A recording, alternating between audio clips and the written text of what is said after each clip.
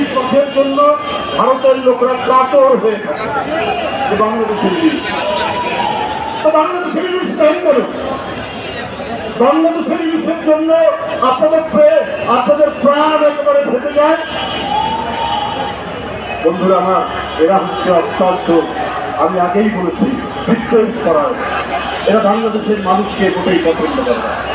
আজকে যে বিদ্যমান পরিস্থিতি, আজকে যে এই যে ভিসা বন্ধ করে দেওয়া, আমাদের সীমান্ত সমস্ত কিছু বন্ধ করে দেওয়া, আমি বলেছি কিন্তু আরো ভালো, কারণ আপনাদের ঘর থেকে ভেন্সিলিন আসতো, সে ভেন্সিলিন আসবে না, ইয়াবা আসতো, সেই ইয়াবা আসবে।